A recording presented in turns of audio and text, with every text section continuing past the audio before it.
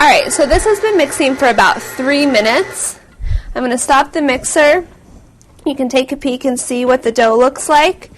It's just combined. Again, do not over-mix your cookie dough because then your cookies will be tough.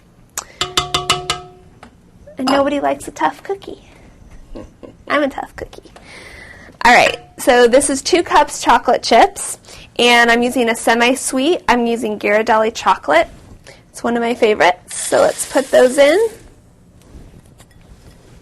Don't want anyone to be left out. Alright. Drop it down. Now this only needs to mix for about 30 seconds, so here we go. How good does that dough look? Mmm. Smells so good. Alright, now see, this is perfect. It's just mixed. You can see all the chips are clearly in the dough. There's lots of chocolate going on. Chocolate addicts are salivating at the mouth right now. I must be a chocolate addict. Smells so good. Okay, so that's it. We are ready to go get our cookie sheet, and we're going to scoop out our dough. So let's do it.